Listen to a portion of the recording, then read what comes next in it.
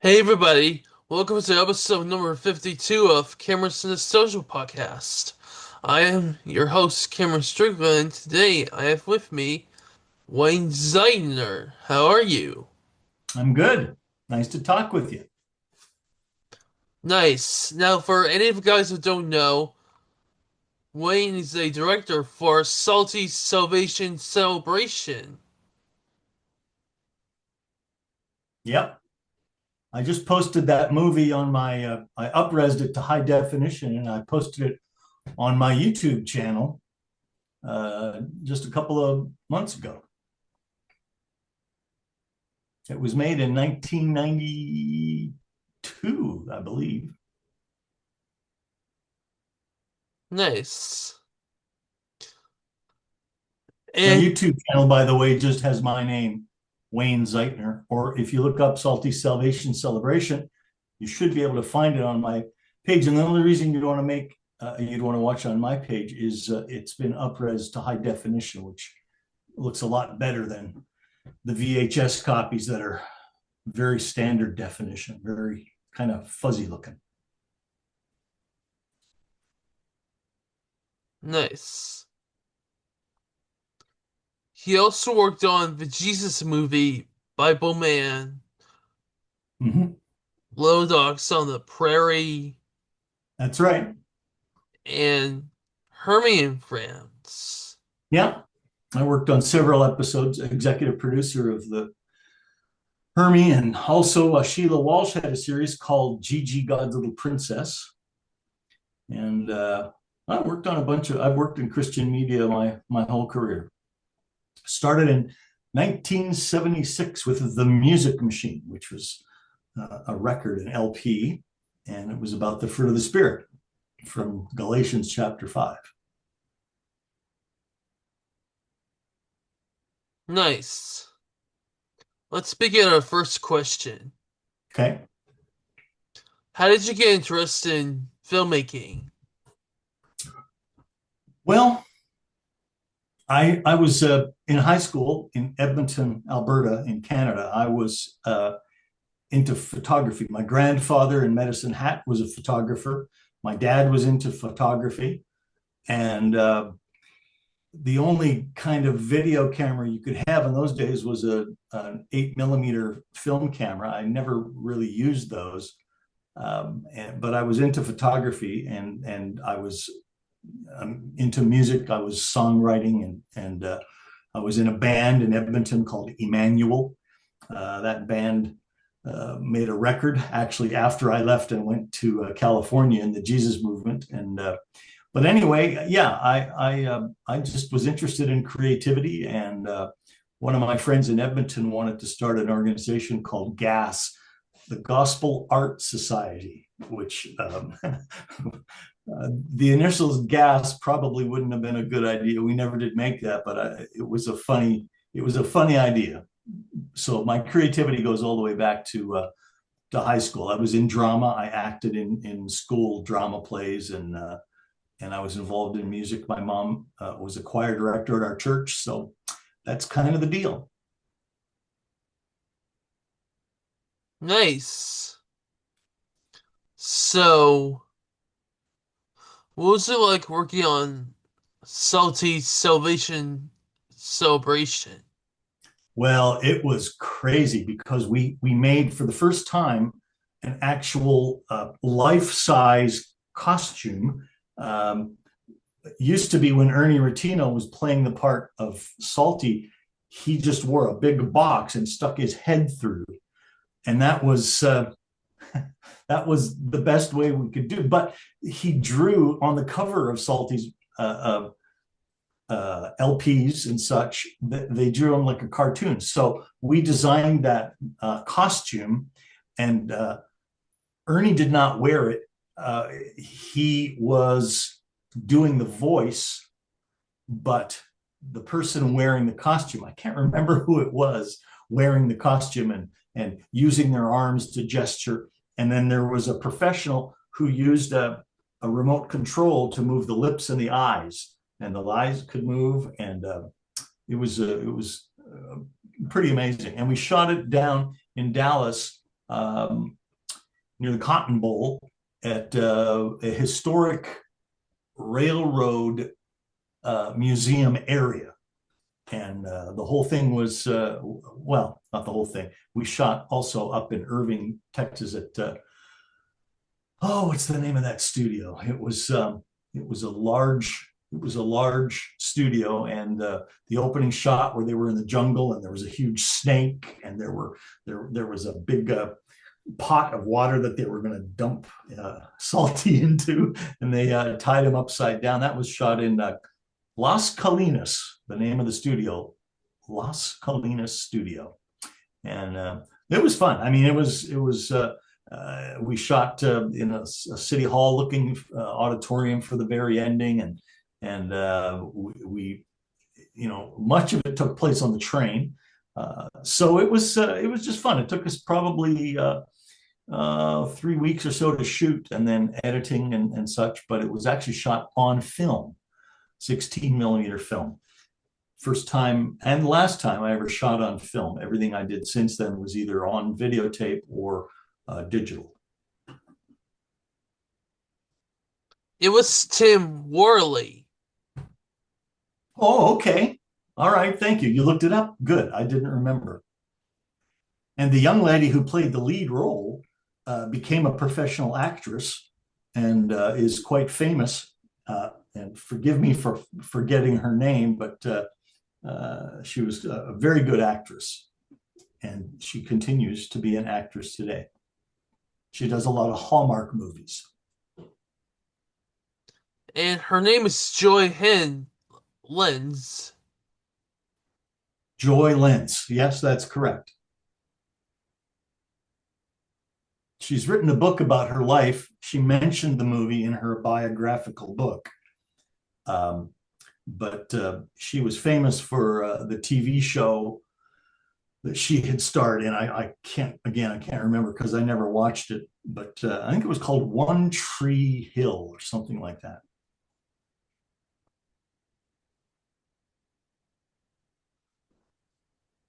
Do you have a behind the scenes pictures and videos of Salty's Salvation Celebration?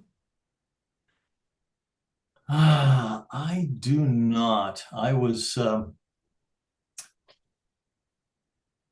directing, and there were other people maybe who took pictures, but I just retired from working in Christian media, and I have boxes full of photographs that I have not yet opened and gone through. So it's possible I have some photographs, but I don't recall very many of them. Sorry.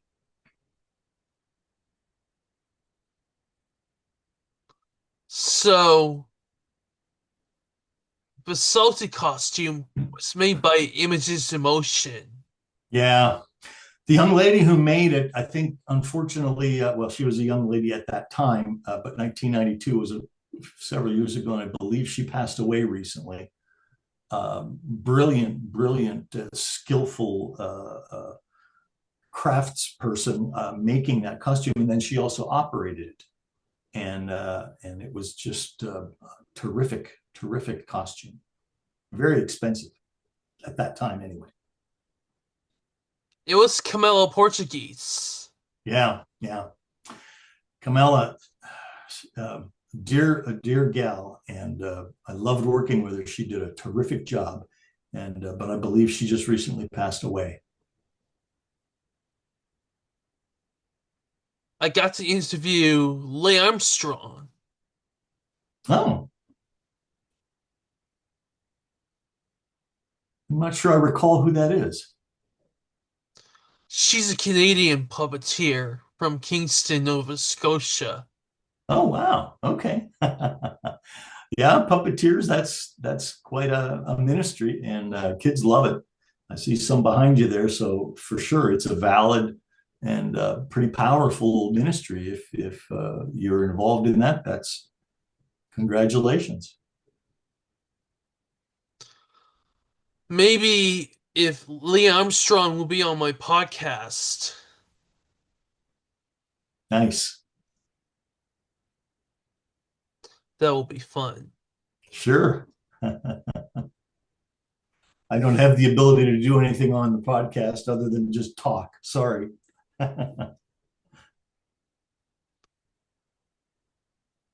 Do you have any puppets? Sorry, I do not. No. A lot of the projects I worked on in my career were animation, and so illustrators and artists worked on them. Obviously, I didn't produce VeggieTales, but I signed them to their first ever distribution deal, and I approved their scripts and paid them in advance through actually Everland Entertainment at Word Records back in the day. But no, I've never used a puppet. Sorry. Are you a Christian? Yes, sir. Yes, I am. That's why I went down to California in 1975 to join the Jesus movement. The ministry that I joined was called Agape Force. Agape being God's love and the most powerful force in the universe. And so that's the Jesus movement in the 70s was changing so many lives. And I was pleased to be able to work in ministry and media and do the things that I enjoyed that helped a lot of folks. The first media project I worked on, The Music Machine, that album sold over 1 million copies. And VeggieTales sold millions of videos too. Nice. It was very exciting. So, what was it like working on Little Dogs on the Prairie? Yeah, that was amazing. The music was made in Nashville, where I lived at that time, and the animation was made by a company in, I think they might have been in Chicago. I can't remember exactly where they were located. The owner lived not far from Nashville, down in Alabama.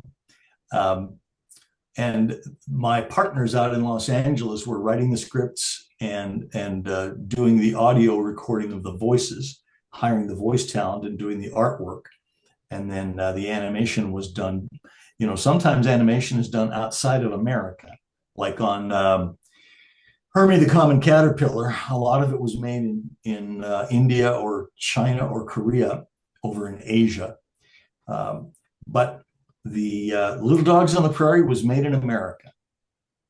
And so was the Read and Share DVD Bible, which was the same company that made the Jesus movie, was based on characters used in a children's Bible called the Read and Share Bible.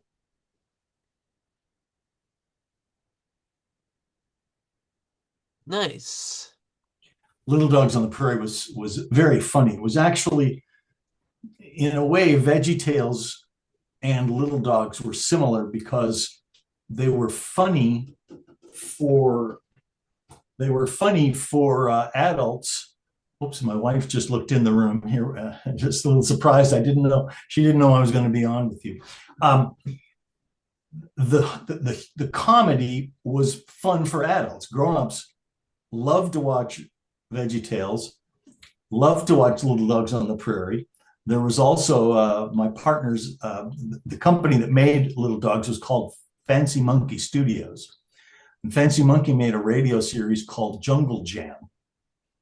And that was something adults loved to listen to. Kids could enjoy it too, but the jokes, half the jokes were not able to be understood by children, but the adults would laugh. So that was pretty cool. That was one of the reasons I liked VeggieTales so much, is because I had been spending my time trying to make things that it was not just for kids, but it was family entertainment. Kids and parents would enjoy. So that was a very strong component of Little Dogs on the Prairie. So, what was it like working on Bible Man? Yeah, Bible Man.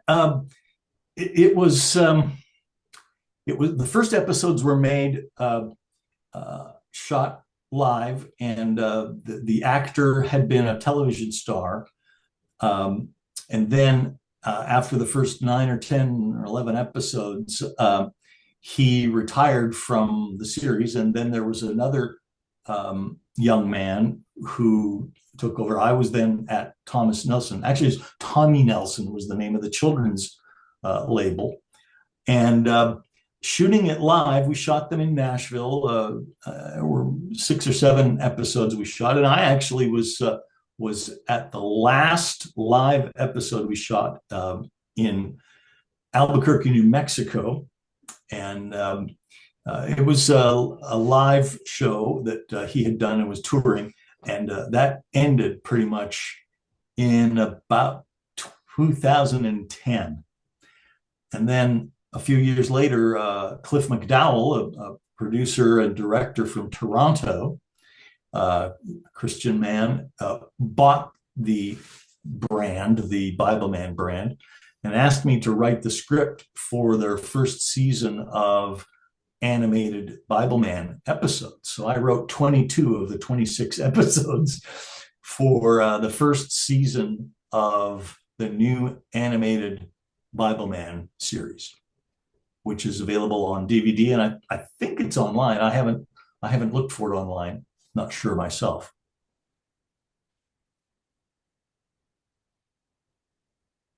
Nice. And what about working on Hermie and Friends?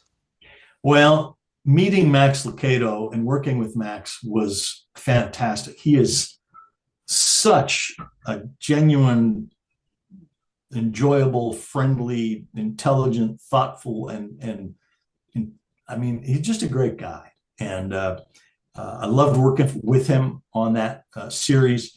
The actors, we hired famous celebrity type actors to do the voice of characters in each episode, and so we were out in Los Angeles and met. Oh man, the young.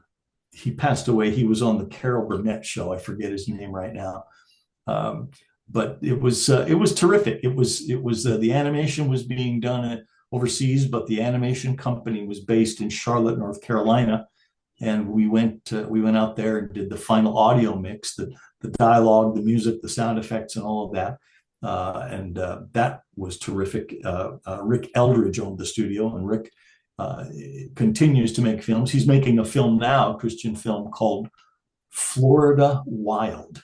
It's about a ranch in Florida, so that's good stuff. He made a movie, a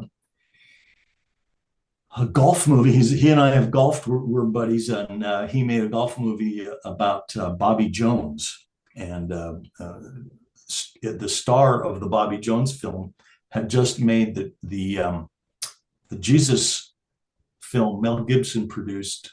I forget what the name of that film was. But anyway, so it's been fun. I mean, it's great to work with people who know a lot about the technical things about media, and I was just learning more and more every time I was involved in making a project.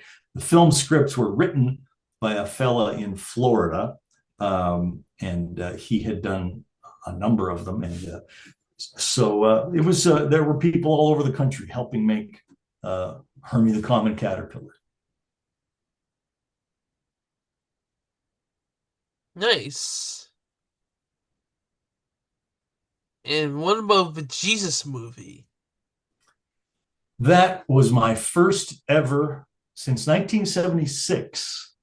So 86, 96, '06, so 30, and then 2011. So 35 years in media before I made a feature length film. It has, in order to make a feature, it's got to be over 82 minutes.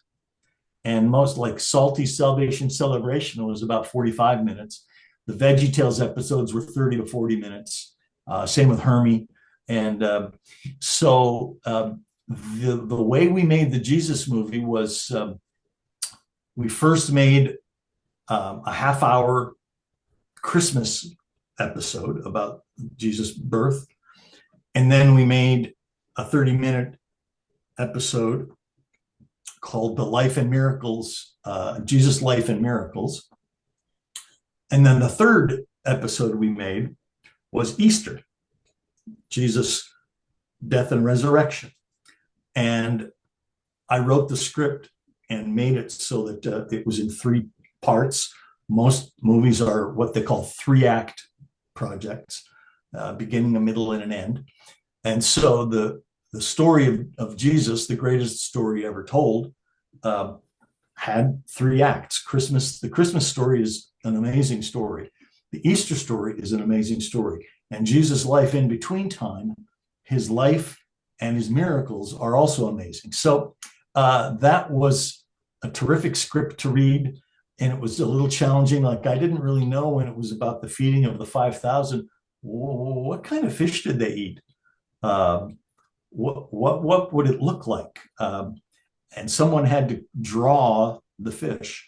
So what ended up happening is we mostly just showed people eating the loaves because we weren't certain how the fish would have looked at that time. Um, and those kinds of things that came up, I hoped we could figure out how to do that. But in any event, we just ended up showing it the best way we could.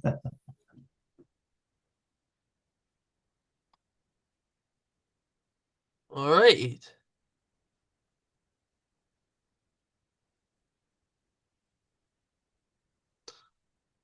Uh, what else do we have here?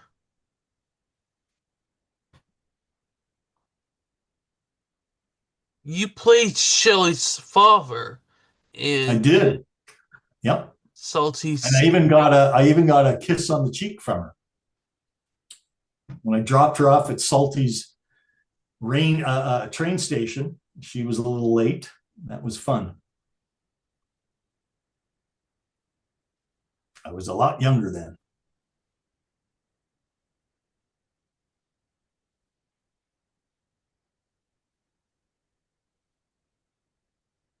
What's it like being an actor? Well, that was a small role. It was only about a minute or a 2 minute scene. Um, in the Jesus movie, I acted the voice of Lazarus. I didn't want to ask anybody else to play Lazarus. Not Lazarus, sorry, Judas, excuse me. I played Judas. And so that was interesting, and I tried to do the best I could. Actors, I'm creating a movie of my own. All the movies you and I have talked about, I made for other people. Uh, like Bible Man, I wrote the scripts, but I did not invent Bible Man, and I did not own the Bible Man brand. But now I'm creating a movie based on Lazarus. Um, and so we shot some early footage of the script so that we could show investors in other studios how it looks and what the film will be like. And so the actors were there all day, and we shot at two different locations, and they were very good. One was elderly, older person, and one was a young man who was meeting Lazarus, and it's it's great to see actors pretend to be someone who is very different from who they are naturally, and so they're doing good work, and I don't know that I would think of myself as being gifted in particular to be an actor. I probably could do it if I needed to. Uh, I'm not. I'm not. A handsome, good-looking guy that would, be what they call a lead actor. Could be a character actor, but the folks who do a really good job, like in the Jesus movie, the young man who did the voiceover and the narration, and I had done voice narration, like I on the music machine, I did the voice of Mr. Conductor, so I was the narrator on the music machine. But we found a young man with a Scottish accent up in Minnesota, which is the studio that made the Jesus movie, was in Minneapolis. And boy, this narrator was so good and such a great actor, but he was not a full-time actor. He worked in a marketing company. and did voice acting from time to time. So, folks, not everyone acts full time. In fact, there are always, as I have friends who know I'm making this movie, and there are several of them are asking me, "Well, is there a part I could play?" And so, folks would like to be on camera and be an actor, and so I've got a few friends of mine in mind who I'd like for certain parts. Most of those parts are just on camera; they're not necessarily speaking, but they are playing the part of a person who is in a scene. One is a nightclub owner, and the other, uh, there are people working in a pawn shop. So there's a lot of different stuff. So lots of folks can act, but not that many of them make a living as full-time actors. So, Lee Armstrong and Camilo Portuguese worked on Baby Einstein. Oh, wow. I didn't know that. Huh. Yeah. Kamala was, she was a highly regarded professional. She was definitely in demand. People would want her to help on projects, and she was just fantastic.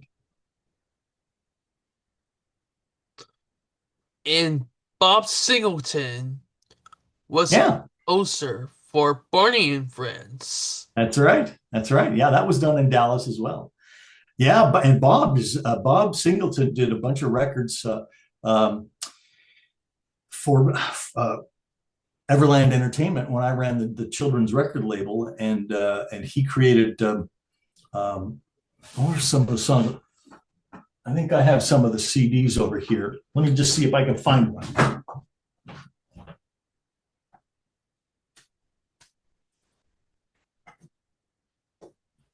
No, I can't. Sorry.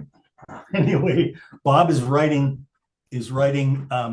children's symphonies these days. He did one of dinosaurs, and he's doing children's symphonies, and there are a lot of orchestras all across North America who are performing his symphonies. And we went to the very first one he ever did and premiered in Nashville about 3 years ago. And so Bob is just a fantastic composer and arranger, and a wonderful Christian. And he and his wife Paula are dear friends, and they live in Texas. So yeah, he's a great guy. I just every chance I get to work with him or visit him is memorable and terrific. He's a gem of a guy. Nice. So, do you watch Barney? I had seen some of it. Is it? I don't think they're still producing it. There may be some, it may be available on television sometimes, but I haven't spent a lot of time watching it. I've seen some episodes over the years. It was obviously a huge success. It was. So, how about spending your time together? With whom? Lee Armstrong will be on my podcast. Oh, okay. Well, I don't think I've met Lee, uh, but if there's something that would be helpful, or if it would be productive, just let me know. I wouldn't mind. Have you ever seen, um, I don't know what I'm saying. Yeah, that happens. I'm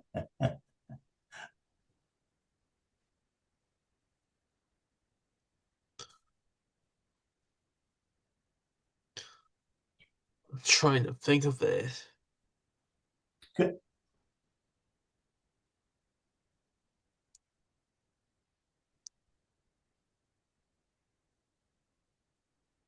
You have worked with some puppeteers. Yes. And what are their names? Oh, it's been very rare that I did, and I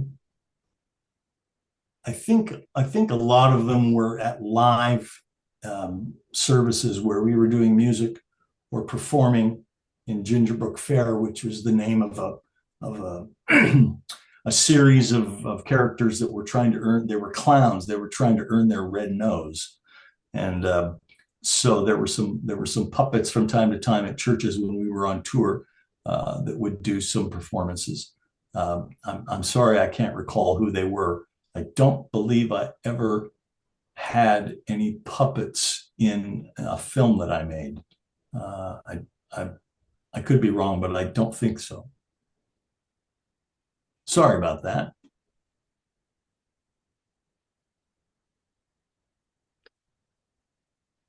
Alright, what else do we have here?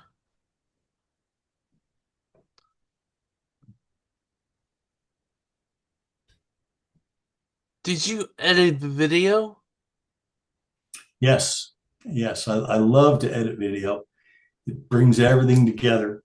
I on projects that would be costly and pretty expensive, we would hire a studio, and I would go and do the editing, audio mixing, work with a professional editor or sound engineer. But if I was director or producer, then I would be uh, involved in the creative decisions, and really enjoyed that. It's when the whole thing finally comes together, and the visuals and the sound effects and the dialogue, and you go, oh, that's not a good take. Let's use the other take. And let's do we have a wide angle shot of that? Let's use the wide angle, and then we can zoom in, that kind of thing. So that's very enjoyable. The editing is in a room, a dark room, on a screen or with the speakers, and you bring everything together, all the work that's been done, and it comes together in that final few days of editing session. It's very enjoyable. One of the best things, one of the most enjoyable things that I've done. Are you from Canada?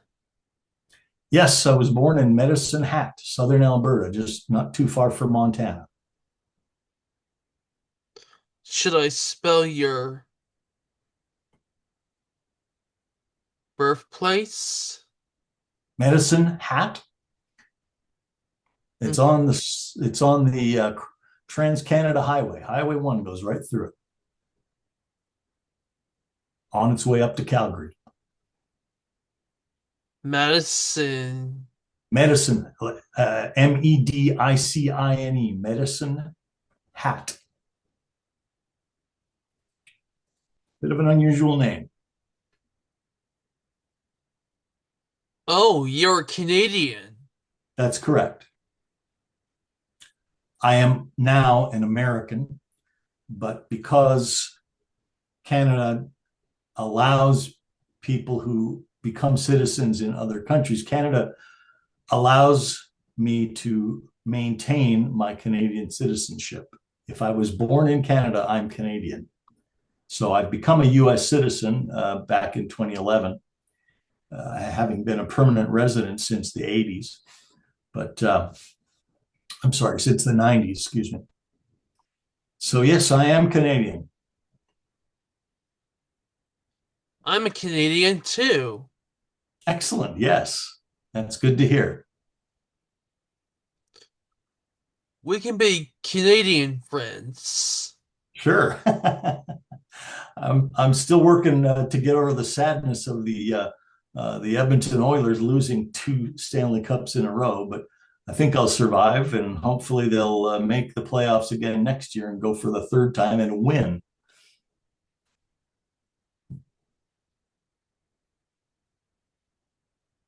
May we be Facebook friends? Sure.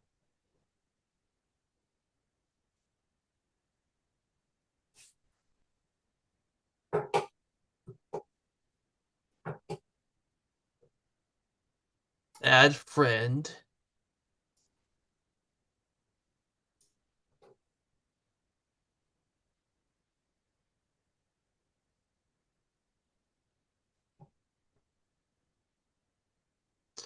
Did you get into Facebook? Yeah. Um, I've got about 60 tabs open. I don't know where the Facebook tab is because the Apple computer is changing things so much now. I think I closed it. There we go.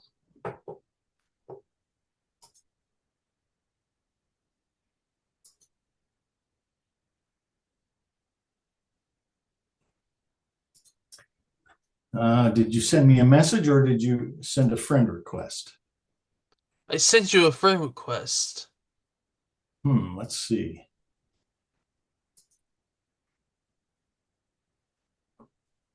I haven't seen it show up yet. Hmm.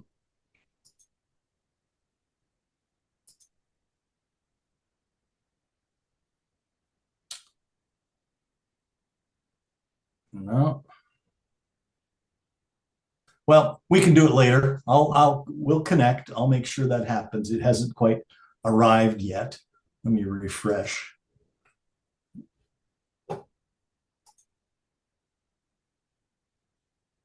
Notifications. Maybe it's going to be showing up on my phone before it does on my computer. No, no, afraid not. Okay, well, we'll connect. We'll connect. Is there anything else you'd like to do for the podcast? Maybe I should follow you on Facebook. That can happen. It's just my name. So,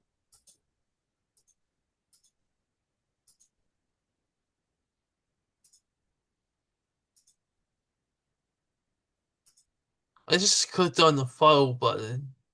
good. All right. Well, that's fine. I post a lot of pictures. You can see some pictures of the recent film scenes we shot in Nashville. We just got back from Nashville. We live here in the Chicago area now, and so there's lots there. You can see about my movie that just the screenplay just won an award. The movie is called Lazarus in New York, and it's quite a story. It's based on a book written by a friend of mine, Mark Pendergrass, who I've known and was in ministry for many years. We both worked on the Music Machine back in the 70s. And he wrote a novel about Lazarus um, in New York because the scripture says it is appointed to man only once to die. And after that, the judgment. So Lazarus already died. Jesus raised him from the dead. And there's nothing in the Bible that says he died. So it's a fiction story. It's obviously not based on the Bible. It's Lazarus in New York is a fictional tale of the 2,000 years of the growth of Christianity, and it sort of uh, criticizes it as a rebuttal of the Da Vinci Code novel and the Da Vinci Code movie, which said Jesus did not get crucified, and so it's got some challenges to answer, and so he chose Lazarus as a character to live through those 2,000 years and see everything that happened after the Holy Spirit came and Jesus went back up to his Father. So anyway, that's the movie I'm working on. And have you ever met Dave Privette? Maybe I'm not recognizing the name. He was Snowbird on Channel 4 News. Huh.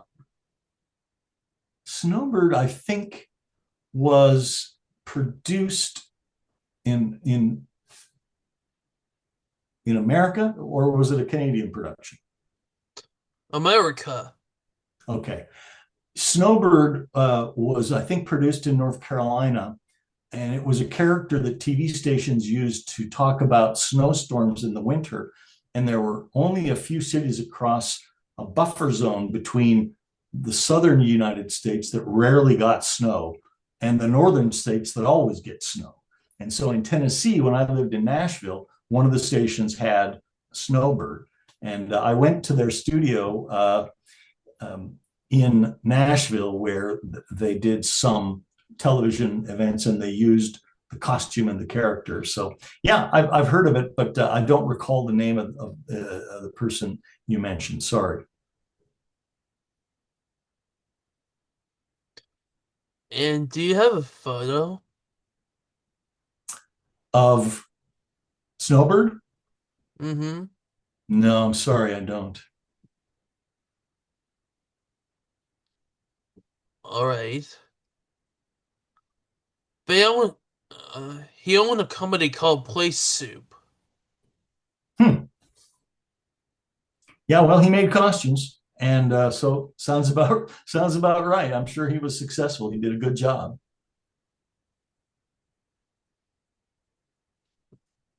All right. Well, good. Nice chatting with you. Great to meet you.